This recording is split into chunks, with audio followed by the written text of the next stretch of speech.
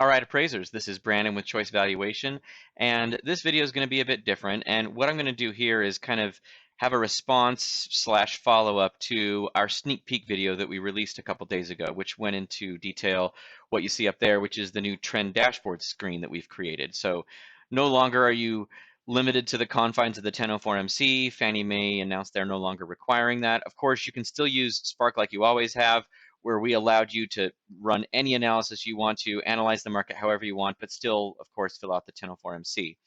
Now you don't have to have that anymore for those clients that aren't going to require the 1004MC, and that's why you get to use this trend dashboard. But what I neglected to include in that sneak peek video is what exactly is Spark going to put into your report? That's fairly important. And are we going to have our own Spark MC? We had several appraisers asking that. So the answer is sort of a yes, but it's probably not what you're expecting. So let's go ahead and get into it. So you're going to see me looking over here because this is where my monitor is. So I apologize in advance for me swapping back and forth between looking at you and looking here, but this is what I'm going to do. All right, so first of all, if we were to create our own Spark MC, what would that look like? And so a few weeks ago, as we're discussing this, initially my thought was to create something that looked at 8 quarters of data. So instead of these 3 unequal periods, a 6-month, 3-month, 3-month, we would have 4 quarters or 8 quarters. And the reason I was leaning in the beginning towards 8 quarters is because that's how we built Trendsheet, which is the spreadsheet product that we sell. And that does median price, average price, and price per square foot, and it does it over 8 quarters. And so that's kind of where I was leaning, and I was thinking it'd be a good idea to build a form just like that. But after just a few minutes conversation here, we realized that's not really a great solution. Right off the bat, the main reason is it goes against our entire design philosophy and how we built this site of Spark, which is give the appraiser full control. If we go in here and we just make this so it's 8 quarters, then immediately that's just out the window. We've just told you how you should be analyzing your market, which is the exact same problem with the MC that none of us like, is it's telling you how to analyze where you don't really want to analyze that way.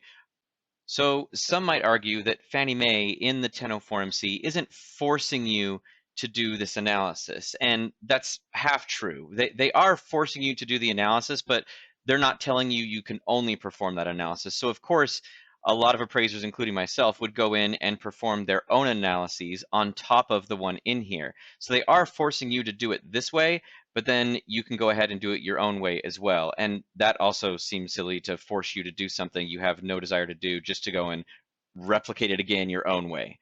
So that immediately there's that problem. And then we thought, okay, well, maybe we add a little more customization to it. So we allow the appraiser to decide what rows are over here. So if they want median price and average price and price per square foot, and maybe even allow you to decide whether you want it to be 12 months or 4 quarters or 8 quarters. But really, that's just a glorified version of what we were just talking about. You're still stuck with analyzing everything the same way. So if you like to analyze sale price by quarter, um, but you want to analyze housing supply by month and distress sales REOs by year over 4 years, then, and that's just a few examples, then there's a problem. And so then we thought, okay, well, maybe we can build that form. So then imagine we have this form that has housing supply and then 12 numbers, and then sale price or average sale price, and it has 8 quarters, and then price per square foot, and maybe you have 4 quarters, and then distress sales, and it has 4 years. And so it's just like a mess of a form that's really, really difficult to read. And then we thought, okay, well, maybe that's just what we need to do, have this really ugly form, but it gives the appraiser full control. And then if you think about that, again, the whole point of the form is to basically summarize the results of that analysis. And if you show 12 numbers for 12 months or 8 numbers for 8 quarters, does that really tell the reader what the trend was? Does it tell them it was going up at 0.2% a month? It doesn't. It gives them a lot of numbers, but it doesn't really tell them the results of your analysis. And so we were thinking all these things and realized what we need to show is the full customization, show exactly what the appraiser analyzed and how they analyzed it, and then show the results of that analysis. And if you look back at the trend dashboard, that's what's already here. you already have it right here in the trend dashboard. You have what exactly the appraiser analyzed and what the results of those analyses are. And so you got it right here, 0.2% for that one. This one right here, competing data over 24 months using median price per square foot, you're looking at plus 0.6% per month. So it's all right here. And so instead of having 8 numbers here and 8 numbers here and 4 here and 4 here, we just have one number for every analysis you performed. It lets you have full control. You can retain that, but it also allows the reader to quickly but accurately see exactly the results of the analysis without all the other numbers that really don't do that.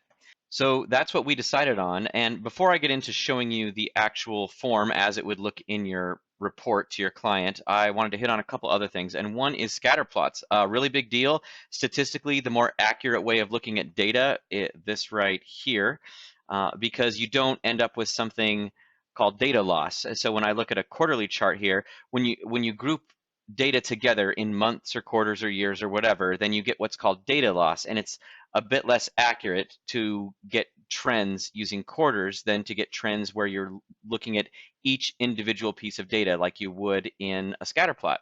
And then the question is, how would you show this in a form? If this is the more accurate way to look at things, which it is, and it's what you want to use when you're running your analysis, then how would you show that in a form? And the solution we came upon using this number right here and showing you what the appraiser is analyzing, that solves that problem right there. So just wanted to bring that up. And then also point out that if in the end, let's say in 6 months or a year or whatever, a bunch of big banks get together and decide on this is the form they all want to use, and it does use 8 quarters or 4 quarters or whatever it is, then of course we here at Spark will accommodate that and we'll build something so that we load the appropriate data into that form. But just like we did with the 1004MC, where we let you analyze data the way you want while still filling out the form, we'll just do something like that if that ever happens. So you don't have to worry about us not doing that for you.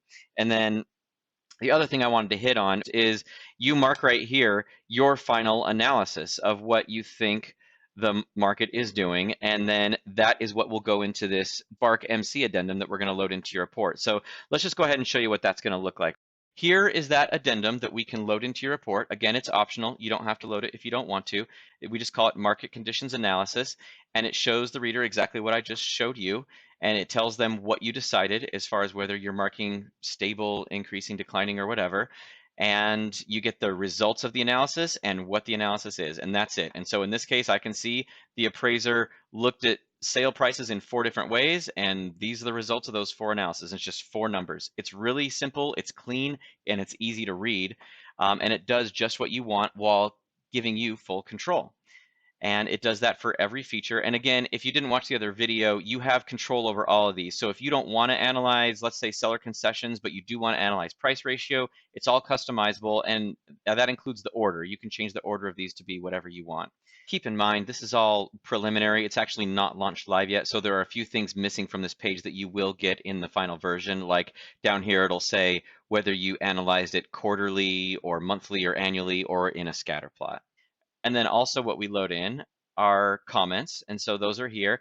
And these are optional as well. So you just load in the comments you want, don't load in the comments you don't want, or just don't load in any comments. And another thing that I didn't mention yet is that the comments actually show you, if you want to, and I did it, you can see in this case with seller concessions, I had Spark put in a comment saying what the quarterly numbers are for that seller concession analysis. And so, or for the seller contributions, I should say. So it's 3%, 2.3, 2.0, and 2.5. You got all the numbers right there. So if you do have a client that does want to see those quarterly numbers, you can have them right there in your comments. And you can also have them, I should mention, in the charts. So we load in whatever charts you want, and of course you can turn them all off if you don't want any charts, but you have full control over the charts as well. I'm going to zoom out a little bit here, but you can make these quarterly, monthly, annually, semi-annually. You can change the colors, the trend lines, all that stuff. You have full control over what goes in. And if you create 40 charts, but you only want your reader to see 4 of those, then Spark will put all 40 into your work file, but just the ones you want in your report will go into your report. So that's pretty much it. I appreciate you guys taking the time to watch this video. I hope you like the way we made this. Feel free to leave comments below or give us a call or shoot us an email. Thanks again.